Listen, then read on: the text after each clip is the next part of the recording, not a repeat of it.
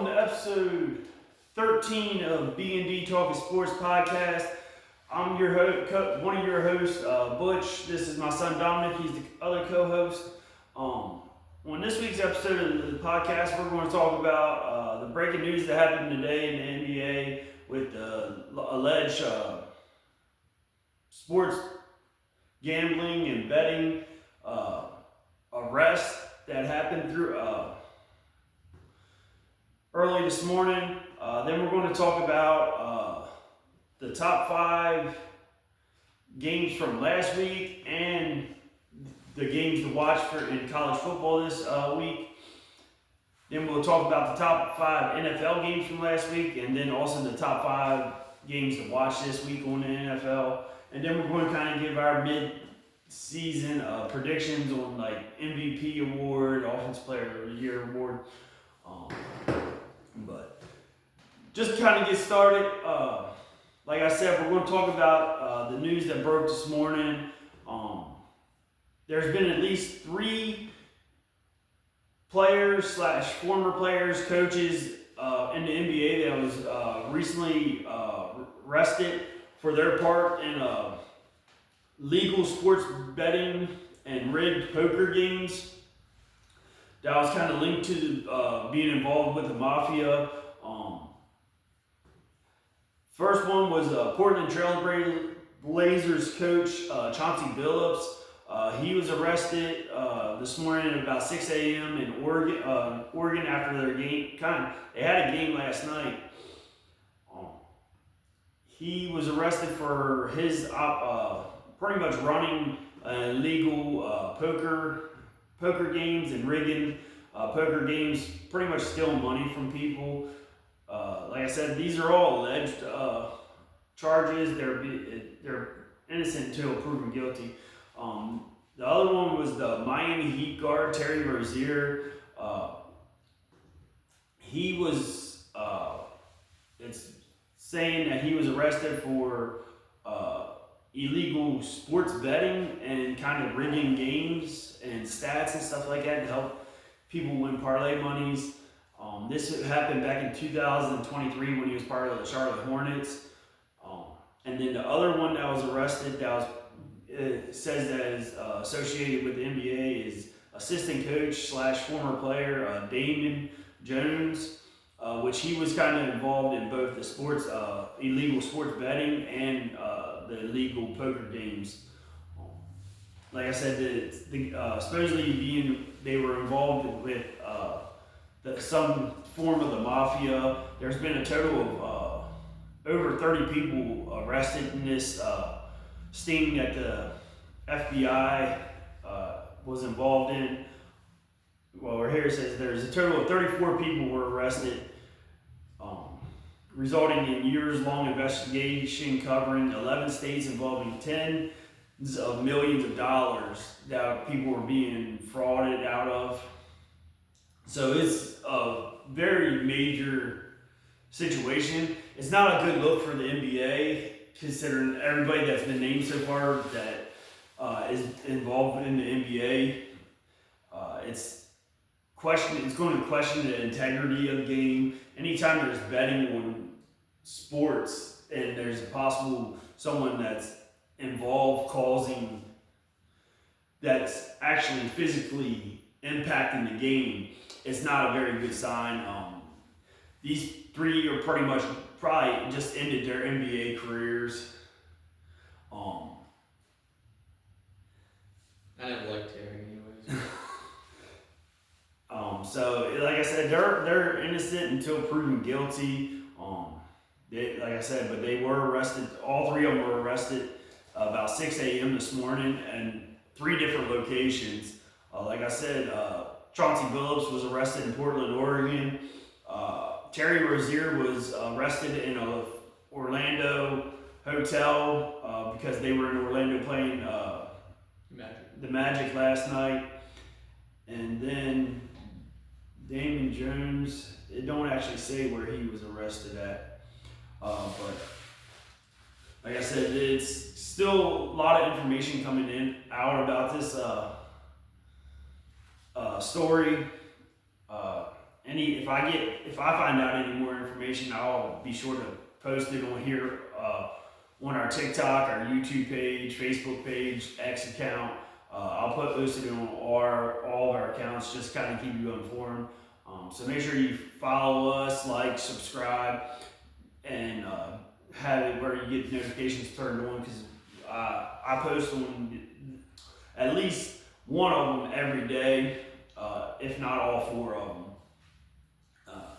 Next, we're going to talk about the top 5 games that we think, the top 5 games in college football from week 8 last weekend. There was quite a few upsets, some really good games overall. With I think the Utah BYU Holy War rivalry game, that was one hell of a game. BYU won that 24-21. The next one was Texas A&M facing off against Arkansas. Another really close, good game. Texas A&M won that one 45-42. The other game that I thought was a really good game from this past weekend was Texas Tech versus Arizona State.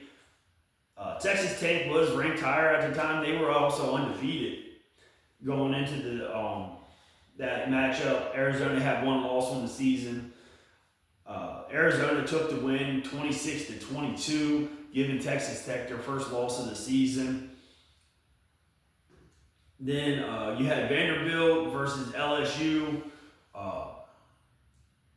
It was a pretty good matchup. I think Vandy is really surprising teams, surprising people this year. They've only lost 1 game, and that 1 loss came to Alabama. They won that game against LSU 31-24. And then the other one is my last one of my top 5 games from last week happened on Friday night. It was Louisville versus Miami. Louisville handed Miami their first loss of the season, winning that game 24-21. They really pressured Carson Beck that whole entire game, forced him into some uncommon mistakes rare mistakes that he makes. He did throw 4 interceptions and also a game-sealing one at the end of the game, pretty much give Louisville the win. That whole line, Heisman, vote for him. Yeah. I was hyping him up all season. You want to go over your 5? Yeah, I can go over my top 5 right now from this past week. Well, I have mine linked. I'm like, yours not in any particular order. Well, them games, no. I mean, there was some other honorable mentions. Memphis versus it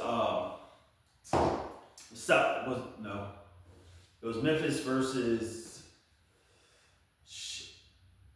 I know Memphis was undefeated going into that game. UAB. It was University Alabama Birmingham. They gave Memphis their first loss of the season. Like I said, that was a really, really good game. We watched that one. But like I said, there was quite a couple honorable mentions. There were some really good games this past weekend in college. Shit, at least you had honorable mentions. Yeah. He's going to go over his top 5 games from the NFL from last week. Alright, but before we start it, I have one honorable mention. Because that's the only other good game. What I wouldn't say was a good game is Panthers versus Jets. The Panthers won 13-6. Yeah, it wasn't a good game. It was a good game. It was a close game. Yes. But every other game basically was a blowout. So, but at 5th place, I have Philadelphia going into Minnesota winning 28-22. Excuse me. At 4th place, I have Monday night, Houston losing to Seattle 27-19. At third place, I got the Packers barely beating the Cardinals and Arizona 27-23. Cardinals, I feel like every Cardinals game has been a close game this year. Yeah, I mean, they were playing with a backup quarterback. Yeah. I mean, in these last 2 games, Jacoby Brissett has looked better with the Cardinals than Kyler Murray has all season. Marvin Harrison Jr. learned how to catch the ball, so yeah. Can Kyler Murray really be blamed for that? It looks like Kyler Murray will be back this week for their game, taking back over.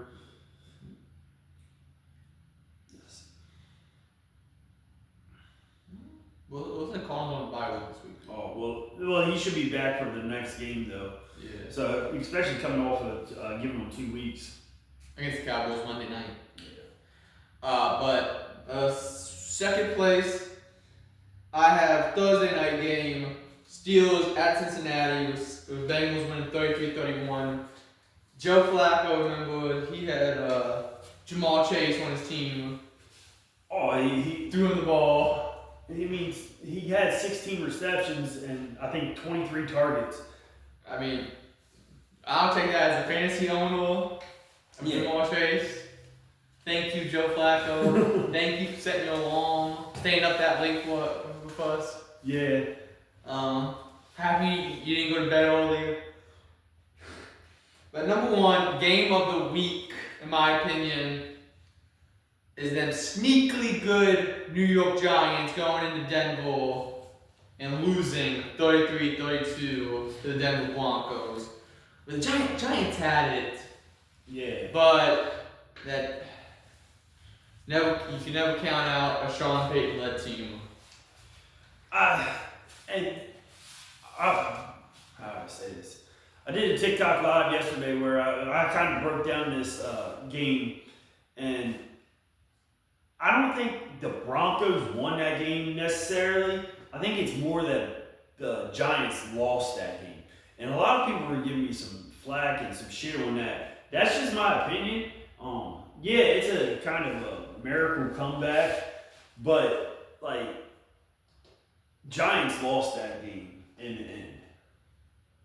And the thing, it should have went overtime if Giants just make that. Oh yeah, they had two missed extra points. So Giants' mistakes really shot themselves in the foot. I mean, and it cost that guy his job. He was actually cut. So he was cut, but they just re-signed him today, but to the practice squad. But that's part of the international player thing where they're allowed to carry one extra player on their roster. Speaking of Giants, they signed Ray McLeod to the practice squad. Yeah, I saw that. We were just released him. Yeah, I saw that this morning. But that's my top 5 games. Like I said, there wasn't really many honorable mentions. Yeah. There wasn't very good games this past week. But I do have one special top thing. I'm going to start naming it the blowout of the week. That goes to them boys in Las Vegas, the Raiders. He's getting blown out. Went out there and gave him a goose egg. Yeah. Geno Smith playing like the second worst quarterback in the league, only behind the man who blames his height for not being able to give ball to Jalen Waddle or Tua. But Patrick Mahomes is looking good. So yeah. Patrick Mahomes is back, kind of looking back to his Super Bowl dominancy era. And I think it's more like he's actually putting that team on his back, and if there's not something there, he's going to make a play with his legs. Yeah. And he's not like one thing he got a lot of shit for over the past couple of years is kind of baiting people into hitting him close to the sideline. Yeah. This year, I think he's actually engaging in contact, and he's not shying away from it, and he's not trying to get them prima donna penalties that he was getting over the past couple of years. Yeah. Kelsey looks like he's back to his great tight end stature. Rasheed Rice came back. It don't even look like he's been missed over a whole year between his suspension and the injury last year. Now, I did have 3 honorable mentions for worst team of the week. The Jaguars. Yeah. Traveling all that way to London, just get blown out. This next team almost won it. But they scored at least 6 points. The Dolphins get blown out by the Browns. It was very close. And the third team, I hate to do this, but they on the offensive side, they forgot how to play football. The Falcons. Yeah. So those are my Raiders are the worst team. Then the other 3 are honorable mentions. It's it just goes to show you, like, I hate to say it, but Falcons' offense is very predictable. There's telltale signs of what type of plays they're running and stuff like that. A 49ers player even came out and said it. But they know the ball's going through Bijan, and if you can shut Bijan down, you pretty much shut down our offense. And if you can get pressure on Michael Penix, he's not he's not doing good under pressure. And then also when you play man against him, his completion percentage is a lot lower than when it is when they're running zone against him. Falcons are so inconsistent. Like, how do you go and pretty much destroy the Buffalo Bills to the following week? I'm not going to say completely get embarrassed by the 49ers and injured-riddled 49ers. San Francisco Christian McCaffrey. Yeah. That's the team. He accounted for 63% of their total yardage. Well, he got George Kittle back, and that's a huge block. He might have laid a goose egg in fantasy, but that doesn't tell the full story. He was just out there bullying all the players. Oh yeah, he most definitely like that. How you say it? That offense really relies on George Kittle too, because he does so much more than being a receiving tight end. He's probably the best blocking tight end in the league. He's the most dominant. Like, that man just loves fucking blocking and hitting people. I remember that it was a couple years ago when the 49ers and Falcons played, and he pancake blocked our I think one of our defensive linemen, and he was laughing and giggling the whole entire time doing it. Was it D-line or was it KZ? It might have been KZ. I think it was KZ. It was just funny. Just, you can hear him laughing. You want me to go ahead and go for this week, or? Yeah, you can go ahead and do your this week. I'm getting a couple more stats for my games for this week. All right. So my top 5 games to watch this week. At 5th place, I have the 5-2 49ers going to Houston to play the Texans down there. I will have some honorable mentions at the end. This game wouldn't have made it, but this is some other games like the Chiefs Commanders didn't make the list because Jane Daniels. Yeah, he was ruled out today. Yeah, so if he was playing, I would have probably that game appeal. But 4th place, I got the game tonight. Well, when we're filming this tonight. Yeah. The Vikings at Los Angeles Chargers. Both teams, one team's 3-3, others 4-3. So, what was your opinion of those Chargers uniforms last week? the white and yellow ones? Yeah, they were probably the most hideous looking uniforms out there. It's just, they were ugly. They're going with their throwbacks tonight on Thursday Night Football. So it should be better looking. Yeah, I seen pictures of them. They actually look pretty cool. At number 3, I have. Well, I have the 2-5 Giants going into Philadelphia. Because Giants beat them by 17 last time. But I think since then, since what, they played like 2 weeks ago? Yeah. A.J. Brown has gotten a lot more touches. A.J. Brown's missed the last 2 days of practice. I know. It was like he was getting the ball much when they were undefeated, but I think Giants-Eagles game,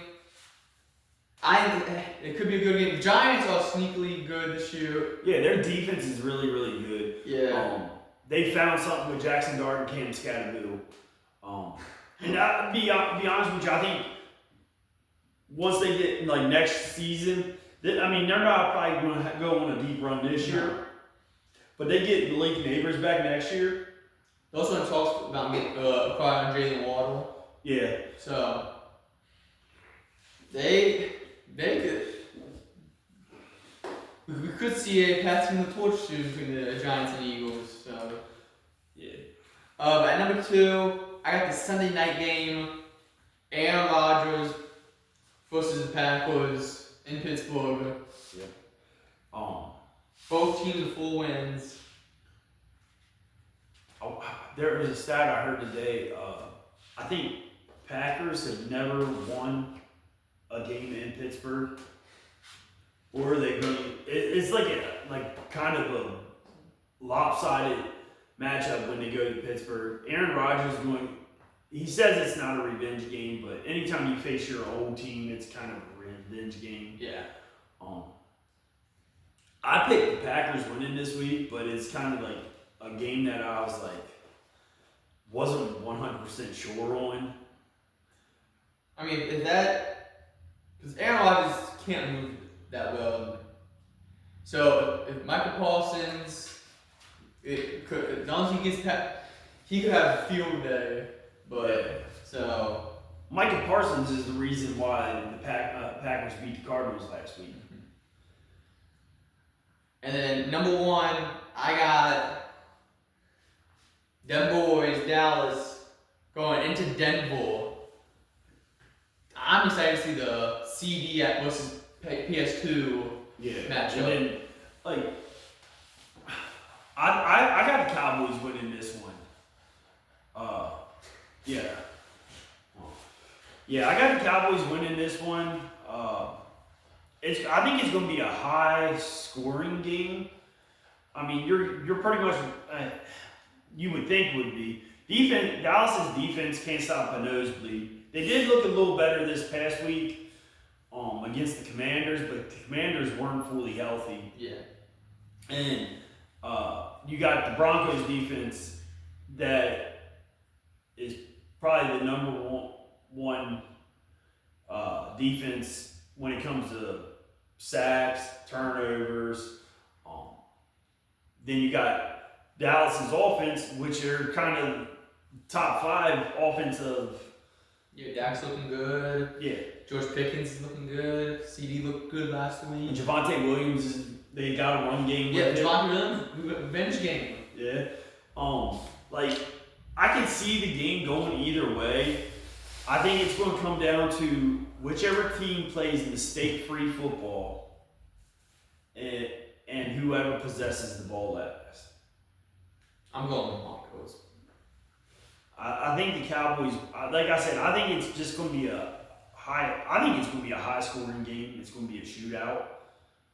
Just because Dallas can't stop a nosebleed, and then Dallas's offense is so high-powered right now, I think they can do enough to get through the Broncos defense. And they got their whole entire offensive line back fully healthy. No, guys. Who's starting for the Buccaneers at the Super this week? Well, Mike Evans is out. Because I was happening to give this game the maybe blow out a weak game, but I think, well, Mike Evans is done for the season, which ends his 1,000-yard receiving consecutive seasons streak. Godwin looks like he's going to be out again. Emeka Ibuka, he played last week. I don't think he was you could tell he wasn't fully healthy, but he should be playing. Sterling Shepard, Tez Johnson. So that game will be questionable. I'm gonna give my prediction of the blowout of the week.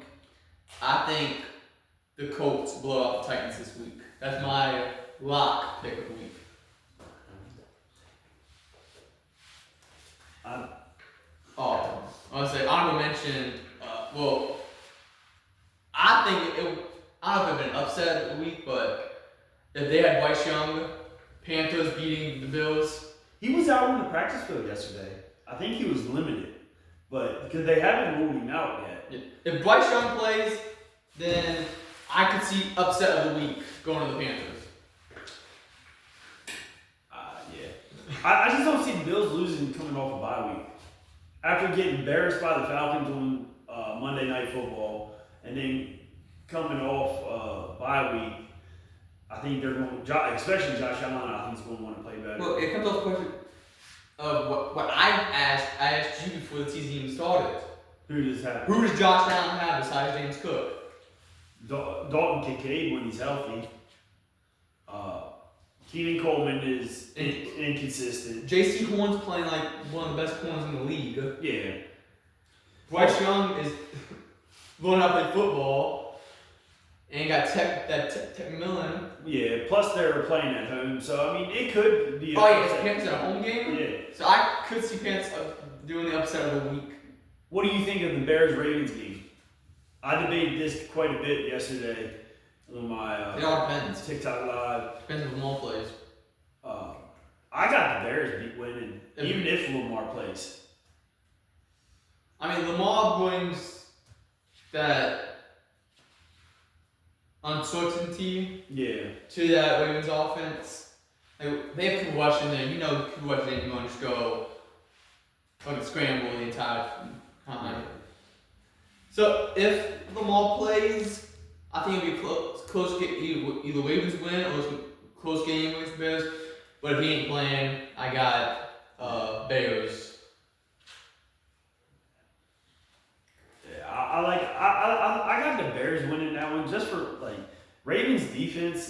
They got injuries, but even before they had the injuries, their defense couldn't stop anybody.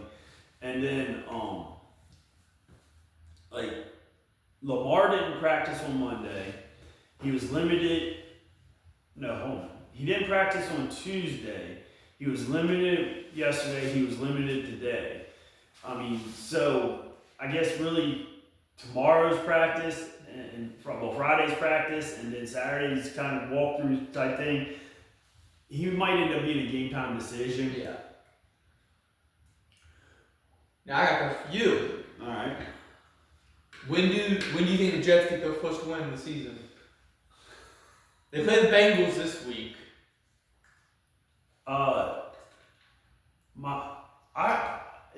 Didn't they make the quarterback change?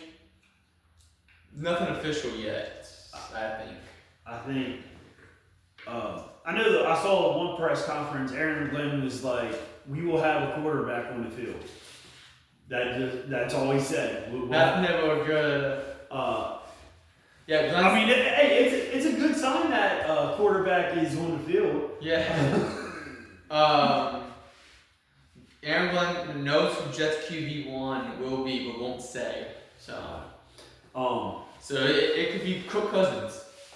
It's not a good look for the Jets either when your owner comes out and pretty much says your quarterback sucks, and he's pretty much backing Aaron Glenn and the coaching staff, and pretty much said that Justin Fields sucks, that he can't throw the ball, and that's not a good sign. But when do I think Well, the thing is about the Jets is, from the games I've seen, Justin Fields, I think, holds on to that ball a little too long, he relies on his he relies on his legs too much, and that's what got him to the NFL. That's his best part of his game. But as a quarterback in the NFL, you have to be able to throw the ball. You can't just rely on your legs to get you where. Look at Lamar. He had to completely turn himself into a quarterback. And he's won 2 MVPs. Yeah, and he learned how to be a good pocket quarterback, but also have that ability to use his legs to take over. Josh Allen can run the ball, and he can throw that ball. Yeah, and he's won MVPs. Patrick Mahomes can scramble, and he could throw the ball. So you have to have. I wouldn't say you need both, but you definitely need to know how to throw the ball. like you have to be able to throw the ball to be a good NFL quarterback. But to answer your question, let's see, Bengals. Do they win Sunday? No. Okay, then they have a bye week. Then they play the Browns. No. Then they play 4 days later against the Patriots on Thursday night. No. Ravens. No. Falcons. No. Dolphins. Maybe. That could be I think that one right there could possibly be their first. That decides the number 1 pick. Yeah. I could actually Jacksonville. possibly the Dolphins beat the Dolphins. I don't think they'll beat the Jaguars. Saints. I hate to give Saints credit, but Spencer Rattler's not looked bad this year. Yeah. So I think Saints will win that. Patriots, no. Bills, no. So if they can't beat the Dolphins or the Saints, they could go 0-17. Yeah, they could be the first team to go 0-17. The thing is, I had them in the playoffs at the beginning of the season before the season started. I didn't, because I knew I didn't trust Justin Fields at quarterback. What was I saying? Oh, it's the home team Jets. Yeah, you also had the Colts going 1-16. That's in the past. It was a Freaky Friday. You had to flip? Yeah, I had to flip. How was I supposed to know fucking Daniel Jones was going to go out there and play like fucking Baker Mayfield? What's up with these quarterbacks switching teams? I mean, you really look at it, it's like, it's kind of like there's a resurgence of these high-picked quarterbacks that struggled on the team that originally drafted them. Mayfield. Well, except for Baker. He led the Browns to the playoffs. And a playoff win. And then they said, you know what? They almost beat the Chiefs. They're like, you know what? I want this massage dude, Deshaun Watson. And then Baker went down to Carolina. It didn't look good for him in Carolina. They ended up having him on the practice squad, punt return practice team, scout team. Then he went to the Rams and let a game-winning drive. Yeah. 4 days after getting there. Signed a 1-year prove yourself deal with the Bucks. And he proved it. Yeah. Sam Darnold. Seeing Ghost. Jets to the Panthers to the not Jaguars. To the 49ers. Or the 49ers. 49ers to the Vikings. Now leading the Seahawks. What up with all this It's the Panthers thing. Both those quarterbacks went to the Panthers. Yeah. Then you had Daniel Jones with the Giants, which the potential has always been there with him. For some odd reason, he couldn't put it all together with the Giants. Because I mean, he did good enough where he got the playoffs. Playoffs. He got paid. He got paid up there. Yeah, he got playoff winner. Then he went to the Vikings, backed up. It was Kevin O'Connell. He going under Kevin. And then he goes to Indiana. And we were shitting on them earlier this season. You were shitting on them too. I was. I didn't think the Colts were going to be good. I said they were going to have more than one win, but they completely surprised me how they're playing so far. Yeah. Dan Jones is the only person to thank for that. Fucking Jonathan Taylor. Yeah. Balling out this season. If he was a quarterback, he'd be in MVP talks. He's a running back, so that's MVP is a quarterback award. Yeah. I don't think it should be that, but he's been balling out this year. yeah. Their defense, they've added a couple pieces on defense. Their defense looks a whole lot better. Is that Cam? Cam Biden, yeah. That's the safety that they brought in. Yeah, like I said, like they added a couple pieces. Tyler Warren, tight end from Penn State. I like that. Just kind of can't forget Blue. Blue. Yeah. And then like I said, like there's these quarterbacks going to different places. I mean, Mac Jones with the 49ers. Man, on one leg. Yeah, like he hasn't looked great, like dark. He's getting the job done. He's doing enough to get the job done, and they're doing it with a lot of injuries at wide receiver. I mean, and he has his favorite receiver, Kendrick Bourne. So, like, this NFL season so far has been kind of weird and shocking because teams you weren't expecting to be great. I mean, you look at Colts have the best record in the NFL right now. Yeah. But who that said we don't know ball? In the beginning of the season, we said Jackson Dart would get a start for Shador. Yep. And we was right on that. Yeah. So we knew stuff. Let's see. All right, now we're going to kind of switch to NFL for a little. I mean, college football for the top 5 games. My top 5 games to watch in Week 9. Coming in, well, I got 2 honorable mentions. Alabama versus South Carolina. I think that's kind of a game that can be a sneaky good game. I got Alabama winning it, but I think it could be a pretty good game. Yeah, Alabama. Number 6, it's going to be, if it wouldn't have been for a couple weeks ago, you wouldn't have thought this. Oh, this is going to probably been blowout of the week material. Yeah, I mean, they still got it where it's kind of a blowout. They got, it's number 2 ranked 7-0 Indiana versus UCLA at 3-4. The only reason I think it's going to be, like, it's kind of an honorable mention is because the way UCLA, since they fired their coach, they've been playing a whole lot better. I mean, they're on a 3-game win streak. Like I said, I still think Indiana's going to win, but I think it's going to be a better game than what the sports books are saying it is. Because right now, Indiana is a 26.5-point favorite. It's in Indiana? And it's in Indiana. Over-under is 52.5. Honestly, give me the upset. UCLA goes into Indiana and wins 27-24 off a game-winning field goal. Like the way UCLA, I mean but then again, it's like they beat. They beat Indiana? No, UCLA beat Penn State. They beat Penn State, which kind of.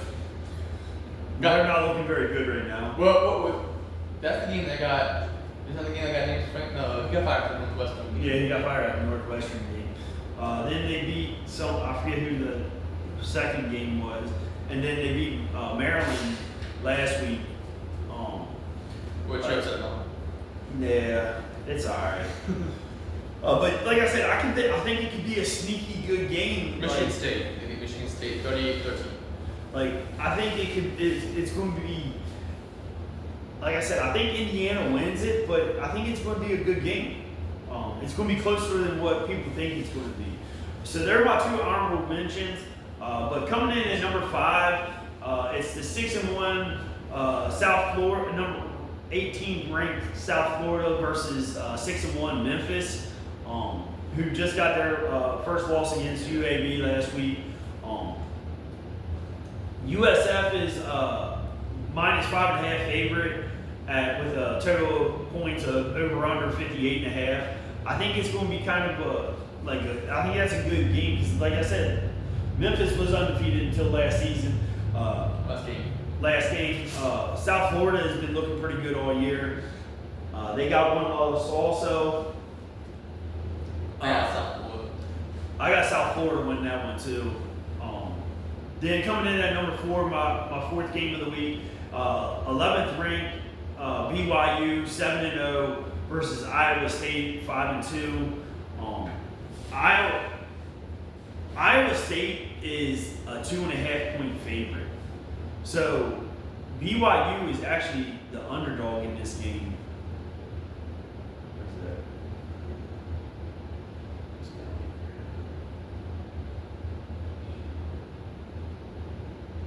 that? What's Virginia? Right there.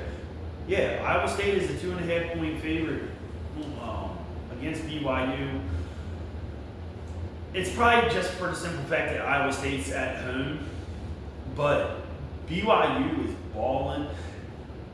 That freshman quarterback, Bear Belchum.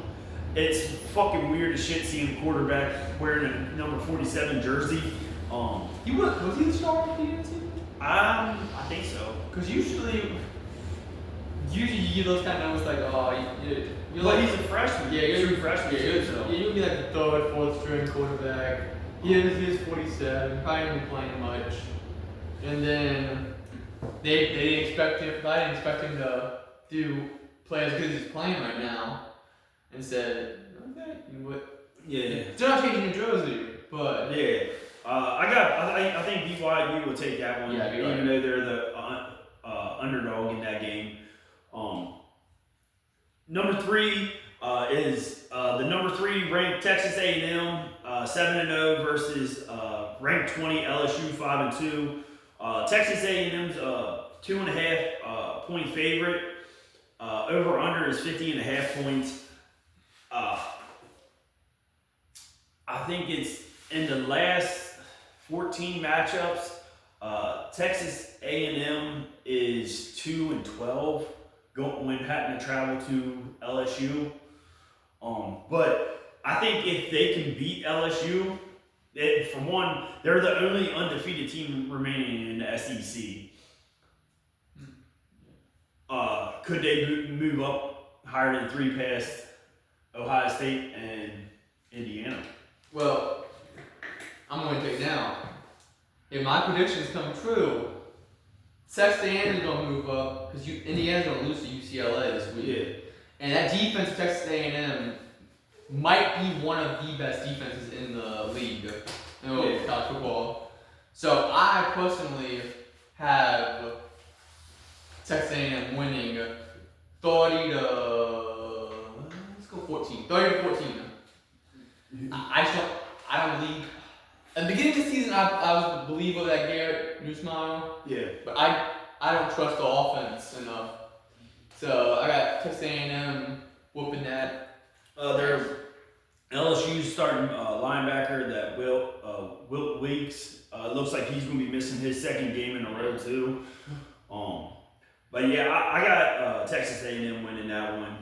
Also, covering the 2.5 points. I think it's going to be. I think it'll be a closer game. It's going to be kind of a close game. I think it's going to be 24-20. Number 2 my number 2 game to watch is number 8 ranked Ole Miss versus 13th ranked Oklahoma. Both of them coming into this game at 6-1. Ole Miss just got their first loss, losing to Georgia last week. Oklahoma had their one loss against Texas, I think 2 weeks ago. Over under is 52.5. Oklahoma is actually the favorite in this game. They're a 4.5 point favorite. I got Ole Miss winning. Yeah, Ole Miss is like their offense is so high powered. Oklahoma they're more of they're the defensive team. Their quarterback Jonathan Matier, I think he's still probably dealing with that broken hand that he had surgery on. You can definitely tell it in that Texas game. Yeah. He didn't look up the way he was supposed to. Yeah, my logic is, they both have one loss. But Ole Miss lost to Georgia. Yeah. Who in my opinion is way better than Texas. Oh yeah. So, Ole Miss barely lost. Yeah, it was. So I think Ole Miss wins. I think it was a touchdown game. Georgia won by a touchdown, but either way, it was still close most of the game. I think Ole Miss wins 17-10. A low scoring affair. Yes. And then my number one game of the week. It's also where College Game Day is going to be going. It's 15th ranked Missouri versus 10th ranked Vanderbilt. We already know who won. Both of them coming in the game at 6-1. Vandy's only one loss came to Alabama. Missouri's only loss came to Alabama. And Missouri, so they both lost to Alabama. Vandy is a 2.5 point favorite in this game. Over under total points is 52.5. That's bullcrap. I think. I mean, you already know my pick for this. I got Missouri winning. I got Vandy winning, and the Heisman, one of the Heisman favorites, Diego Pavada, whatever it is going to go wild and hit the Heisman again like he did against LSU last week. I got Missouri winning 27-14, and the running back party rushes for not one, not two, but 3 rushing touchdowns on that Vanderbilt defense. We'll see. Like I said, I think there's some good matchups this week. I think. Is Georgia on bye week? Georgia? Yeah. No, Georgia plays. I think Georgia's on bye week. It might be.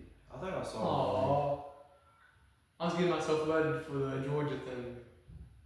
And I was gonna pick Georgia into my little song thing. Georgia.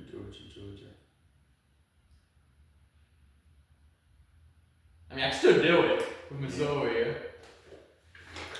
Yeah. Georgia's on bye this week. Let's see. Is the meme machine in the black and I can't do it. Black and yellow. Black and yellow.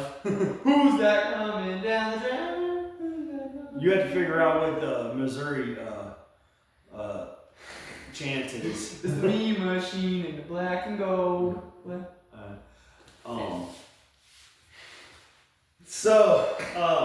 Next thing we're going to talk about is Diamond. just kind of our mid-season awards for the NFL. We made these predictions, we have predictions that we made from the beginning of the season, and then we also have the ones that were made today with the mid-season one. Coach of the year? Yeah, Coach of the Year. At the beginning of the season, I had Sean McVay, Dan Campbell, and Mike Vrabel. Currently, mid-season, I have Mike McDonald with the Seattle Seahawks, Shane Steichen with the Colts, and then Mike Vrabel. Yeah, at first round, I'm looking over Drew when he was making that list. I saw the Mike and the Mick. I'm like, this is about Mike McDaniels. What the hell is going on? Yeah, Mike McDaniels, Coach of the Year. Coach of the Year. Oh, you gotta explain. The reason I got them three for coaching my mid-season Coach of the Year. One, Mike McDaniel, what he's doing with Sam Darnold and that defense up there in Seattle. Same way with Shane Steichen. I mean, they were the Colts fans wanted him fired last year, and then now they're setting at 6-1, best record in the NFL, MVP candidate in Daniel Jones, possible MVP candidate in Jonathan Taylor, offensive player of the year candidate with Jonathan Taylor. So I mean, it's just what he's done with that, and Mike Vrabel, what he's doing with that team right now. I mean, they were top 5 pick last year, and now they're leading the AFC East. Mine, the beginning of the year, Coach of the Year, I had Kyle Shanahan third. I don't even want to say this next one. Aaron Glenn at second. And then Sean Payton at number 1. But now, third place I have Mike Vrabel for the Patriots. Yeah.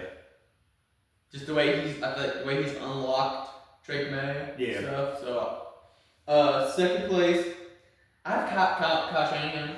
I can see that with Because all the injuries he's dealt with and still producing at this level and sacrificing his other players so Christian McCaffrey can stay healthy. Yeah. And then number one, I got Colts. Shane Steichen. Yep, I got Colts head coach. Yeah, so pretty much Kyle Shanahan was kind of in there for me, but I went with Mike McDonald. Honorable mention for me was Ben Johnson. Yeah. Unlocking. Alright. Defensive Rookie of the Year. At the beginning of the year, I had James Pierce Jr. with the Falcons, Abdul Carter, and Mike Green. Mid-season, I had Xavier Watts, safety for the Falcons, Abdul Carter, and Jalen Walker. No biasness? Oh, there's biasness. I ain't gonna lie. You mean go ahead? Yeah. Alright. From beginning of the season, defensive rookie of the year, I had Malik Starks at 3. Malachi Starks. 2, I got Jalen Walker. And then 1 at Abdul Carter. Now, I have a 3, Jahid Campbell, linebacker for the Eagles. Yeah. Xavier Watts at 2. And I still have Abdul Carter at number 1. So pretty much 2 are the same and one not. Offensive Rookie of the Year. At the beginning of the year, I had Ashton Genty, Cam Ward, and Travis Hunter. Now here at mid-season, Emeka Egbuka, Jackson Dart, Cam Scatterbill.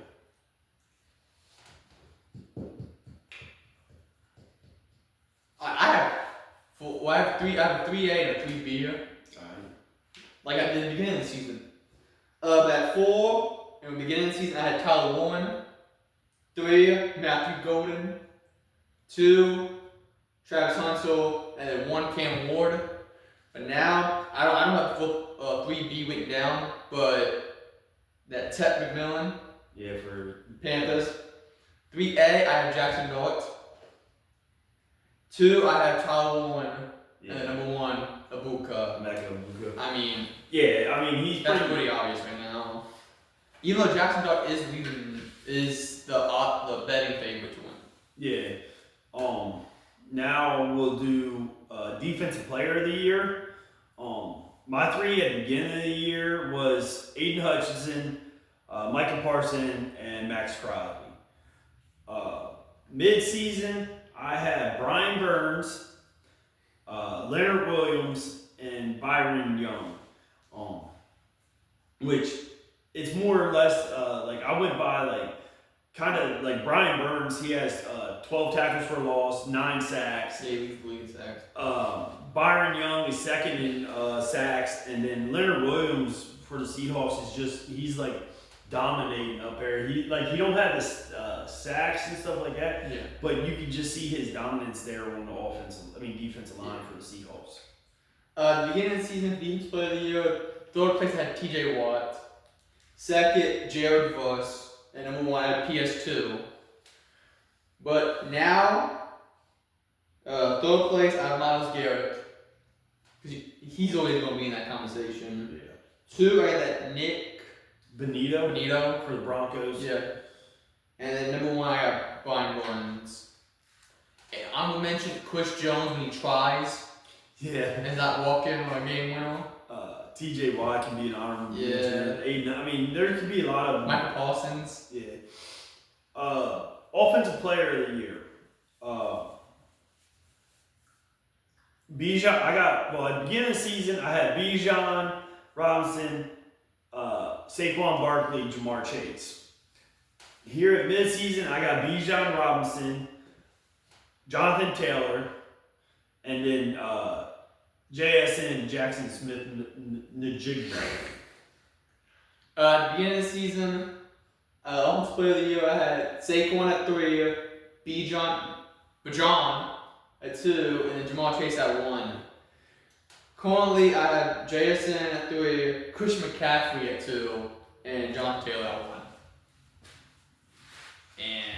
And then the big award, the big quarterback award driven MVP. At the beginning of the season, I had Patrick Mahomes, Joe Burrow, Michael Penix. Here at midseason, Baker Mayfield, Dak Prescott, and Daniel Jones.